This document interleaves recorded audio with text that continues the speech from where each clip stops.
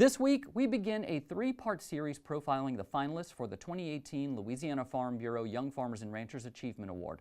The winner will be announced during the 96th annual meeting of the Louisiana Farm Bureau in New Orleans. We're kicking off our series in East Carroll Parish at the farm of Matt Dennis. Matt is a third-generation farmer working alongside his father, farming around 6,000 acres of soybeans. Matt says that his success can be traced back to the work ethic he learned from his father and the way they have embraced the new technology available to farmers today.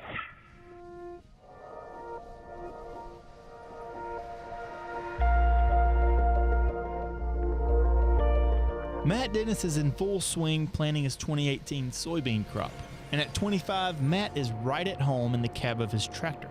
He loves that the farming industry is constantly changing with new challenges every day. You're constantly changing, and so you never really get bored of it. It's always something new and different skills you can learn. He's been learning these new skills since he was a child growing up right here on this farm. Matt's father, David, says that he has been a great partner to have. Oh, I couldn't farm without him. He made me prouder than anything ever in my life. I'm impressed every day with what he does and can do. He just took to it.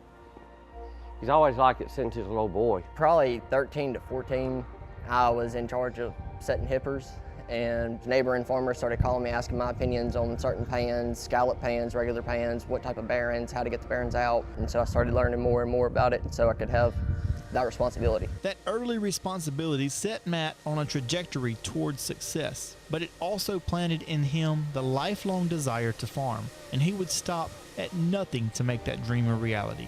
We were just talking, and he just put his sandwich down and said, "You know, all those people talk about how hard you work." I said, "Yeah." He said, "Well, they're going to be talking about how much harder I work than you." I said, "Well, good luck with that." And he's done it. So I started doing it more and learning more, really paying attention and studying a lot, doing a lot of research. I just really took off of that. There's a lot of technology available to us. One of the biggest changes that Matt has implemented here at the farm is leveling every field and putting it on a grid for more efficiency using GPS technology. I couldn't do that. It was just technology lost me. I just couldn't do it. But he took right to it.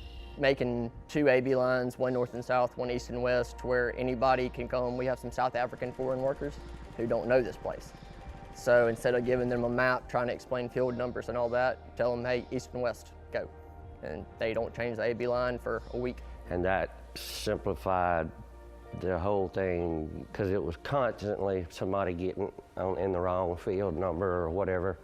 It smoothed it out a lot. Matt also made improvements to the irrigation and drainage here on the farm. These were big changes that his employees were not too sure about. They thought I spent too much money.